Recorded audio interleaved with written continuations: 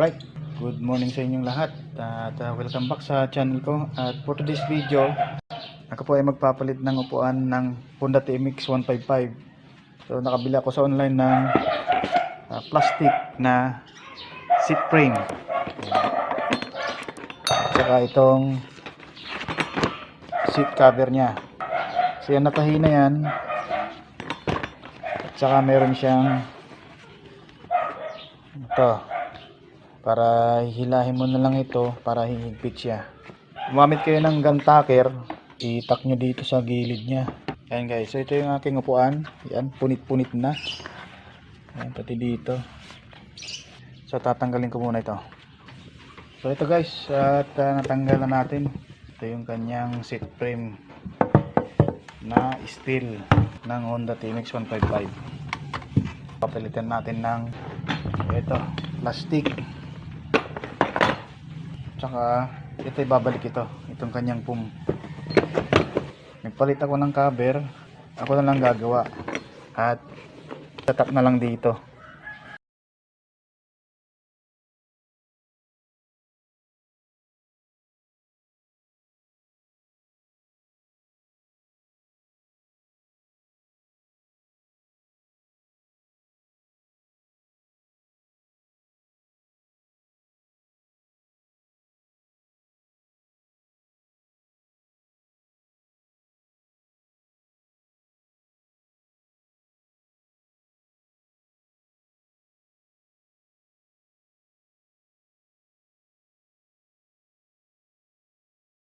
Alright guys, so mabilis ang pangyayari at natapos na dahil yung aking video kanina ay nasira habang ini-edit ko.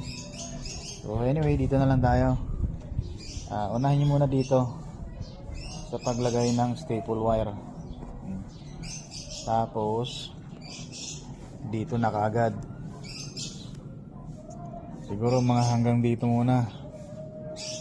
Yan, hanggang dito. Pagkatapos dito, dito naman.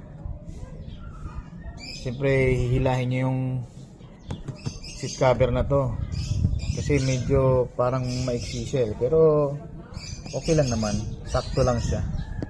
Yan. Pagkatapos dito naman sa kabila at dito.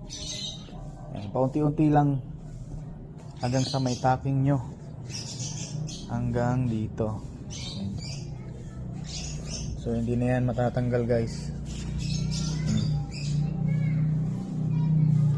Iba dinubli ko na. Ayan. Dito hindi ko na nilagyan ng staple wire. Ayan. So okay na yan, hindi na yan matatanggal. At ito na yung kanyang kabuuan. Alright, so ganun lang kadali guys ang lagay ng seat cover. Siyempre kailangan nyo ng kasama rito kasi kung kayo lang mag-isa ay medyo mahihirapan kayo.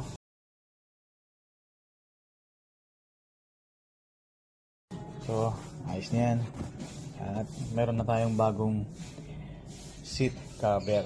So, hindi na katulad kanina na punit-punit. Alright, so hanggang dito na lang guys at salamat sa panonood.